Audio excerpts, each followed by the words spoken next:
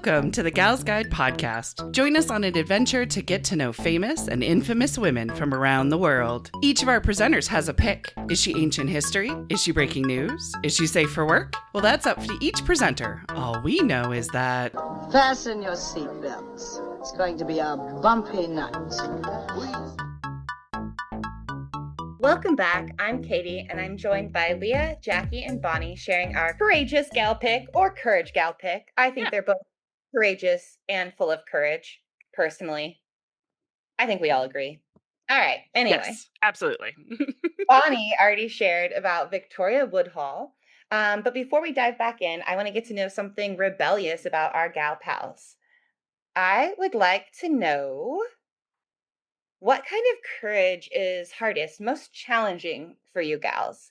Is it being courageous emotionally, socially, physically, or is it morals, like morality, showing your courageousness in that realm? What do you guys think? I do love this question. I know. And I'm That's like a good jumping. one. I'm That's a jumping good forth one. between like a whole bunch. I'm Does jumping anybody back and have an forth, answer yeah. off the gate? Probably out of those, Yeah. the hardest for me would probably be social, maybe? Mhm. I don't know. Because for physical, I mean, if I'm gonna do something, like, there's nothing that's gonna stop me. Mhm. And then I feel like I've got a good, strong moral compass. But social, like I am not good at thinking on my feet. So I keep thinking that, like, oh, I'll be good with stuff. But I'm often just kind of like standing there like, what?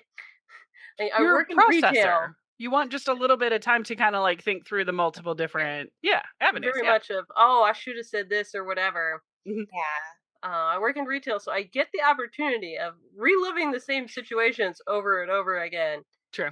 And I keep picturing the day I'm just gonna be like, no. Mhm. Just busted by no. Like, we get telemarketers that call all the time. They're like calls from overseas they're trying to sell us Medicaid. Oh, Now I'm like, that's not a thing anymore. true. They'll call and they'll be like, we're calling about that accident that you had in the last 2 years. And I'll be like, it wasn't an accident. I meant to run them over. Nice. So Trolling the every time they call, trollers. I Mhm. get to add on to it a little bit more. But Well, I if like someone walked into the store with like a thing, I would be like, oh, I don't know. Like, No, I get it, Bonnie, because I rely heavily on Mhm. social scripts Mhm. and, like, mhm. our all mutual understanding of what's expected out of the situation. Mhm. So it's hard for me when things go off script. So I get that it's hard to be courageous in those situations for Mhm. sure. I'm with you on Yeah. that Very Mhm. true. one.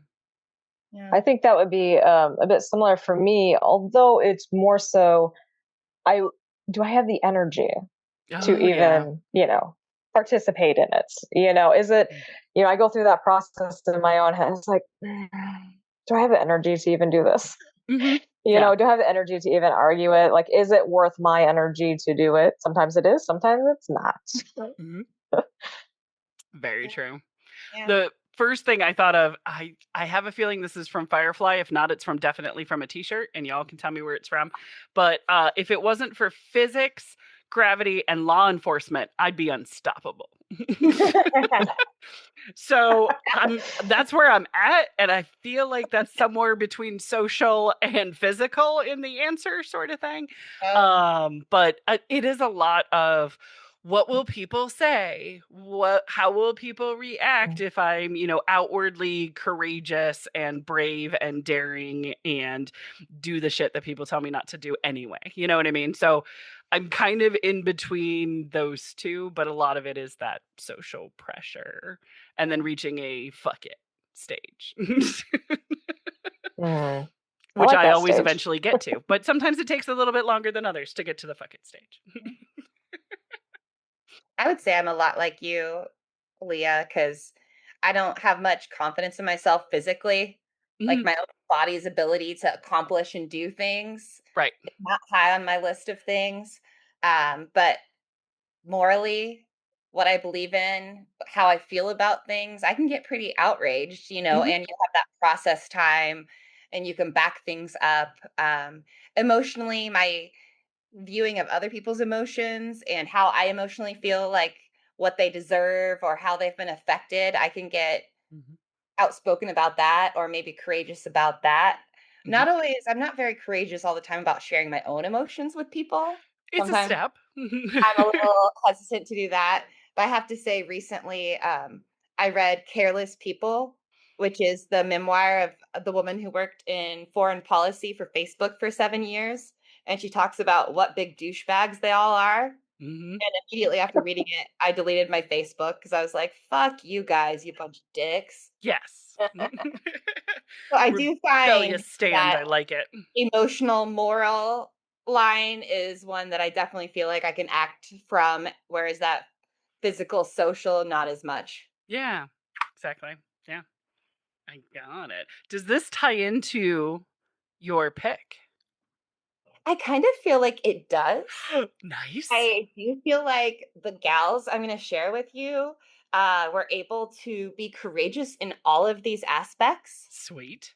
Like, seriously, all of these aspects. It's really incredible.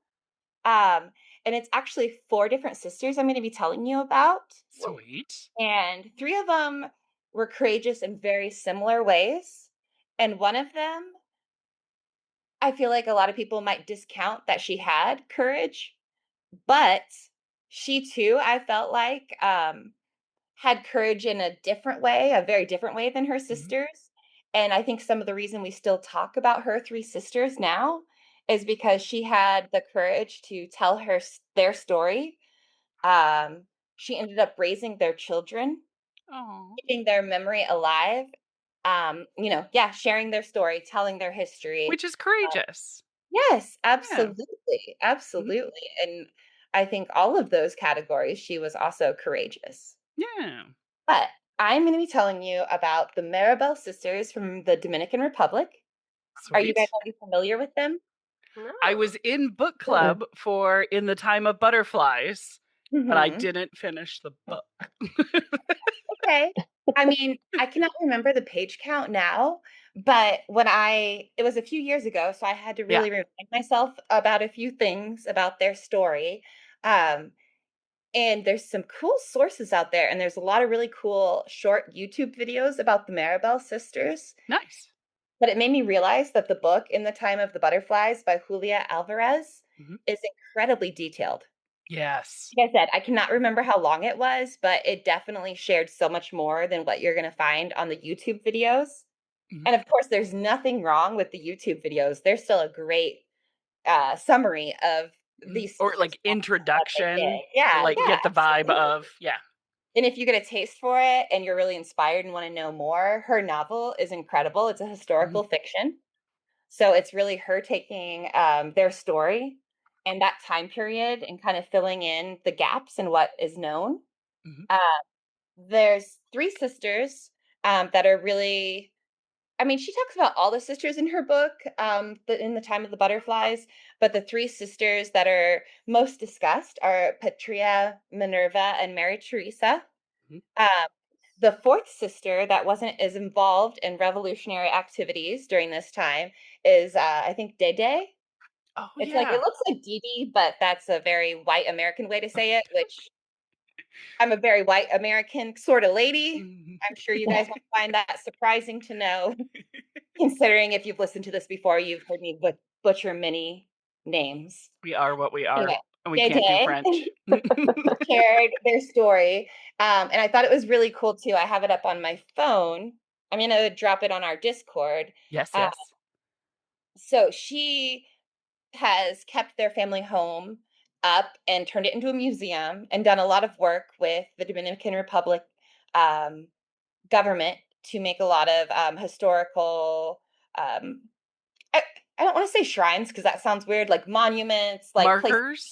museums. Yeah, Gotcha. historical, historical places for her sister. But she also Nice. wrote her own book about her sisters. Ah. And until recently, it's only been available in Spanish. But Oh, just this last February 2025, it came out in English. nice. Yes, and it's called Alive in Their Garden: The True Story of the Mirabel Sisters and Their Fight for Freedom. Oh, nice. I'll have to get it for the library. Sweet. Yes, and unfortunately, it is very expensive. I can put it on a wish list.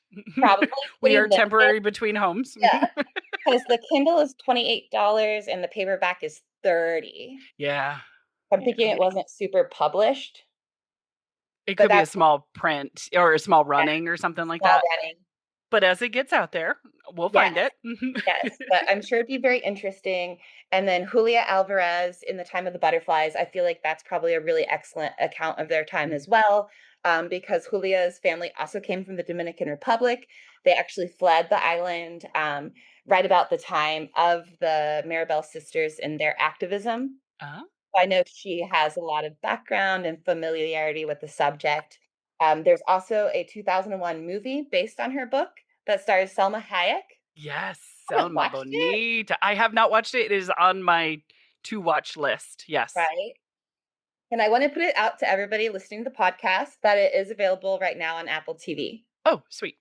So if you Nice. want to move it to the top of that list and you have Apple TV, I do or not. you get to message somebody with a login, you know, Yes. people. Wink, wink. Yes, that's good.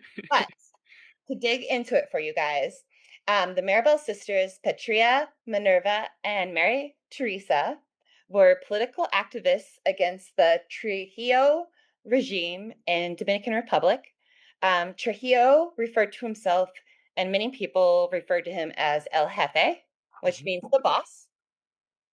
Yeah. Yeah, He's great. there's a lot of ego in that one, right? A little bit.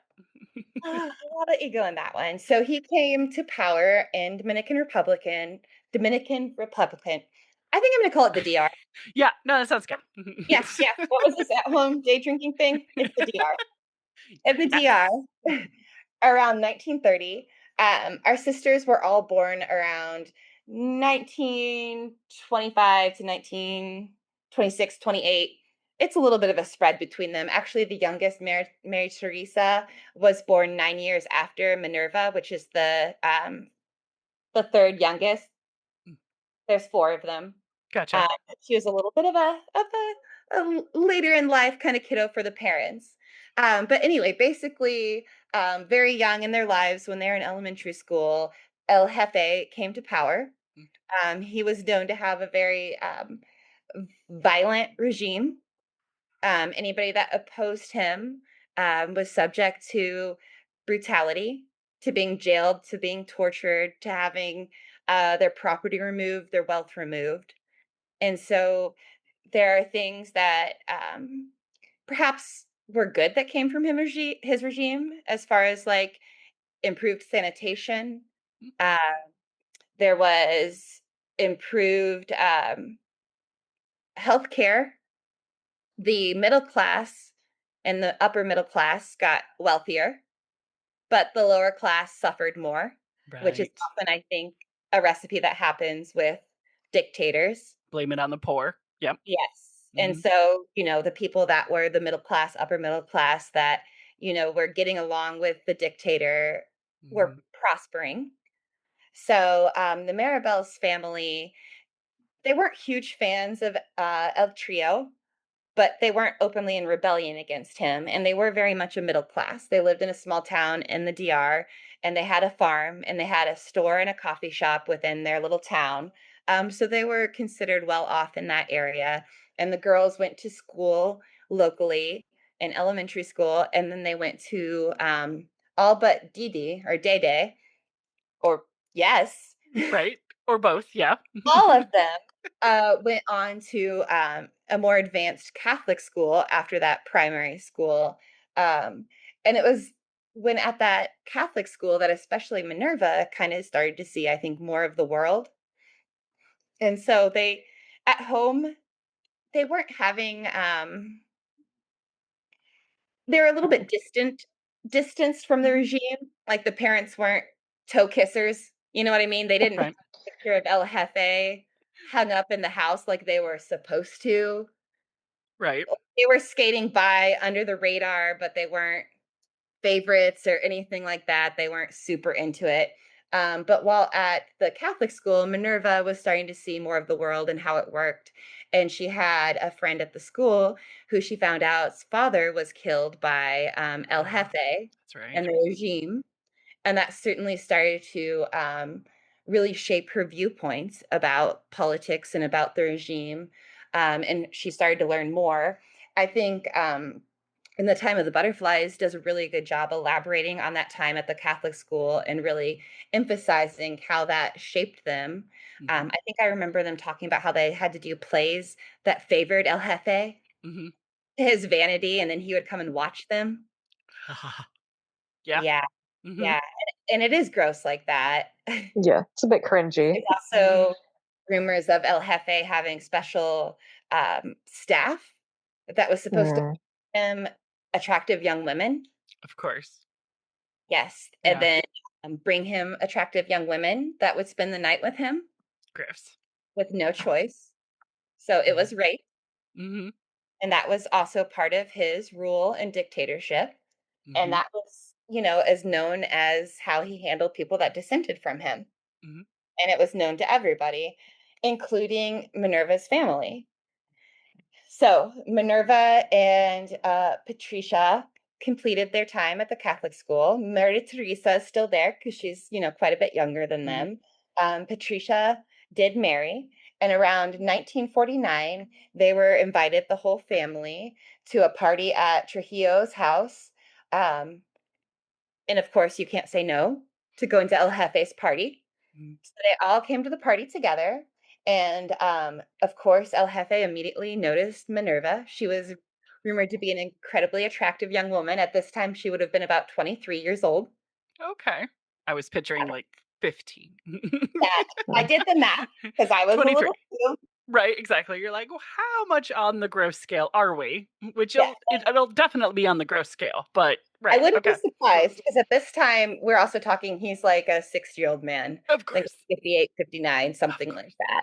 He was born in like 1890s or something. Mm. Trust me, I ran some numbers before I we did met. the math to find the creep Even though it's factor. across the board disgusting, Yes. I still needed to see some numbers.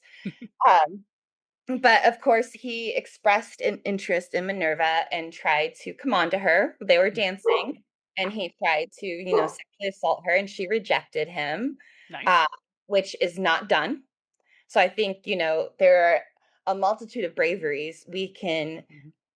attribute to the sisters, but let's just start there Yeah. with knowing his history and how things work around there. And And she had, saying no. yeah, the bravery to reject him and say, no, I'm not going to let that happen. And she told her parents what happened. And I know it was the fear of the whole family that was expressed in the book that this was going to happen when they went there. They knew there was a purpose that they were Mhm. invited to this party.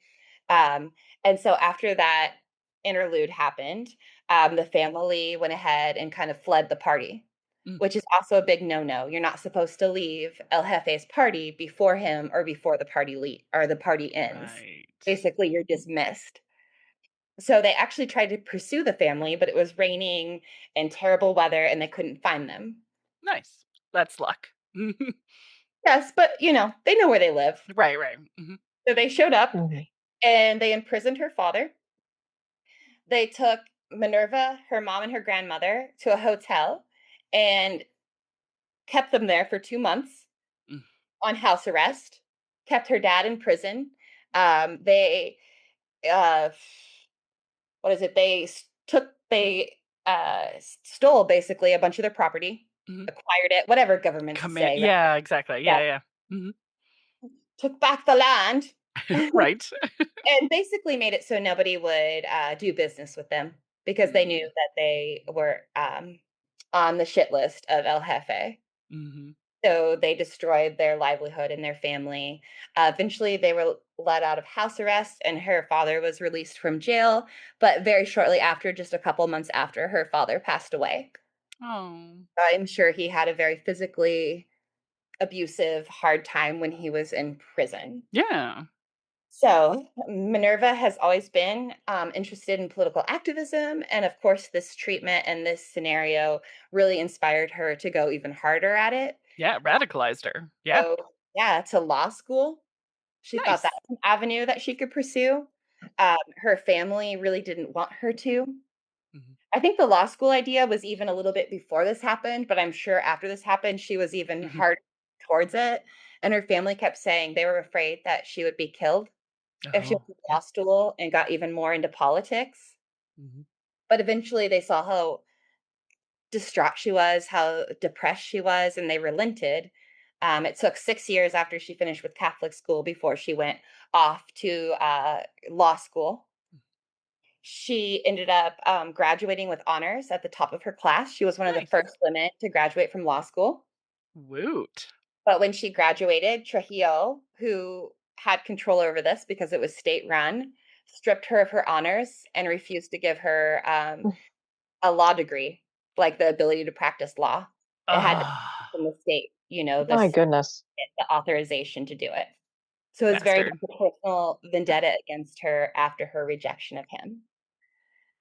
So she was definitely the kind of firecracker of the family, the person that just like wanted to stick it to the man. But Patria was the oldest sister and she wanted to care for all of her sisters and take them Mhm. under her wing. So she was also on board with the political activism. Mary Teresa was the youngest and she was very much inspired by Minerva, wanting to be like her older sister. So in this time, if you read In the Time of Butterflies, it's a really rich history of the sisters' time of growing up, meeting their husbands, having their families. It goes into detail about their activism during this time. Minerva meets her future husband, who's also in law school, and they form the 14th of June movement, which is Mhm. created to in a show of support for DR rebels that were killed by Trujillo on that date. And this is a very middle class movement. Mhm. So, I mean, of course, for the longest time, this has been a regime that has been very downtrodden on the disadvantaged. But the middle class is also saying, this is unacceptable. This Mhm. is morally wrong. This is not something we're going to put up with. And they started this 14th of June movement.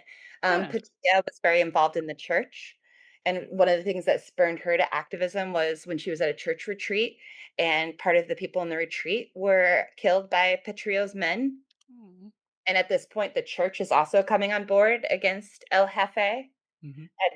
The United States and a few of the other bigger allies are also starting to turn an eye to Trujillo and what Nice. he's doing, and trying to maybe lend some support to the rebels. Mhm. Although the United States also trained Trujillo years We're and years always on ago both sides of with it. their Yeah. military.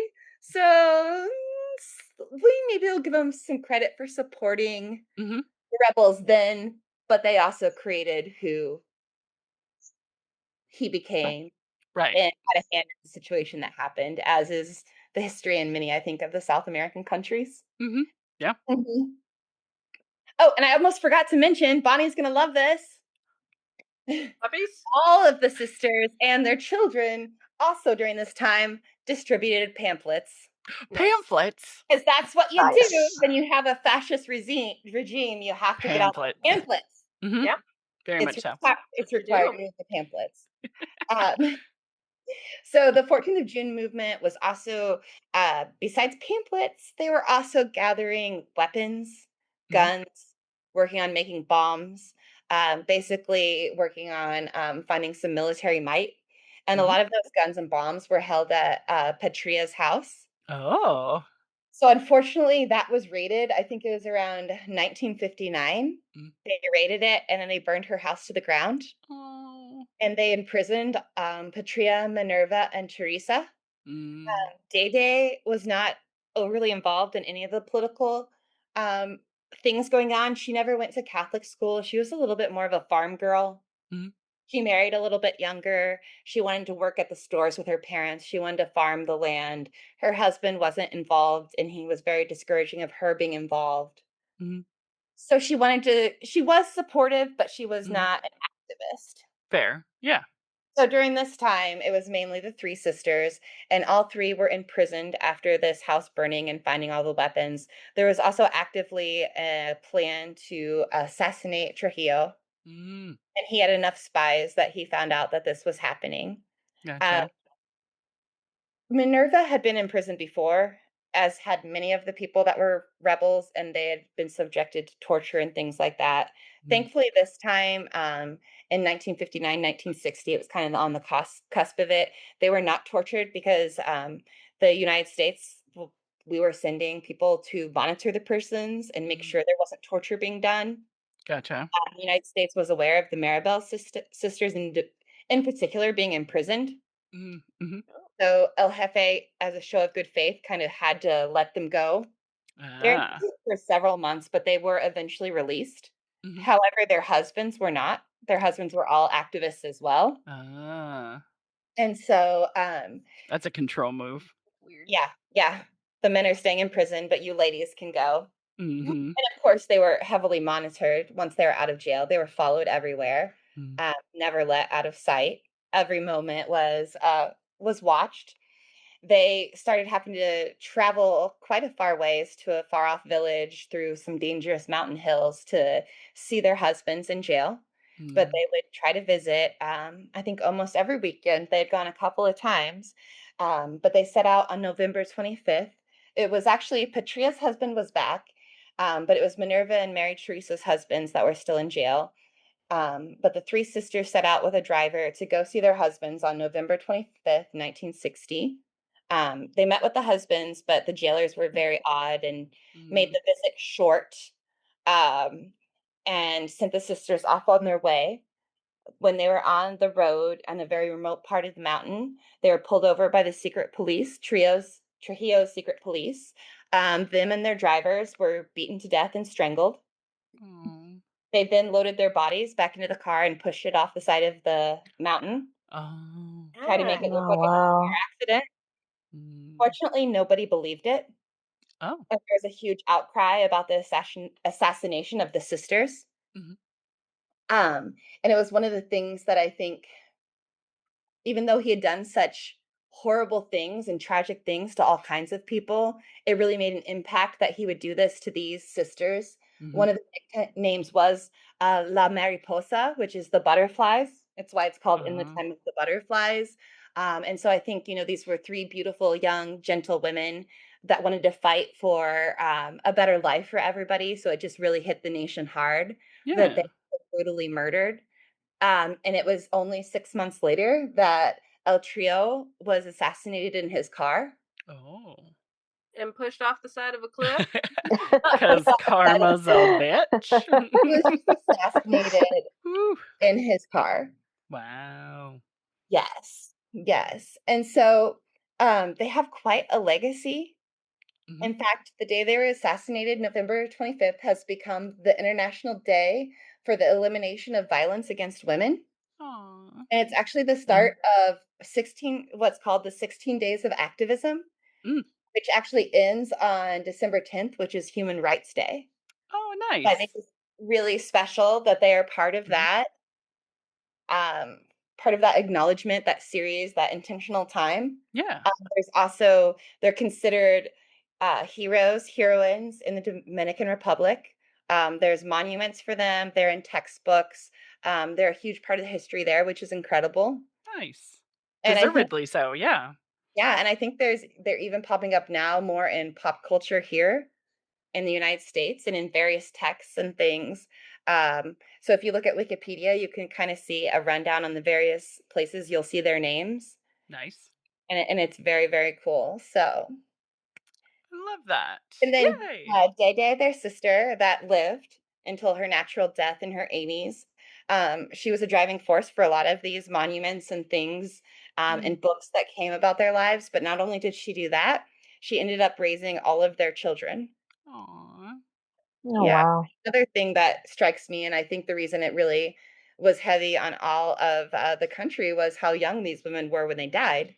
Because Yeah. everything I told you, you'd think they led quite a long life and they had these husbands and these kids and stuff. But I'm pretty sure Patricia was 36, Wow. Minerva was 33, and Mary Teresa was 25. Oh, Mm. goodness. Yeah. Very short lives, really. Yeah. But a lot of rebellion within that time, but a very short life. Yeah. And a lot of bravery. Yeah, absolutely. Mm. goodness gracious. Yes. Yeah. I love them. Yes. Yes, and with Trujillo out of power because he was Mhm. assassinated, there were some improvements. It wasn't a day and night kind of thing. Sure. The person that became president was still somebody that was kind of a lackey of his. He Right. wasn't as brutal, but he wasn't, He wasn't completely different. It really was better. Yeah. some Mhm. rights were restored, and I think things just improved a little at a time. But Yeah. I still feel like the three of them.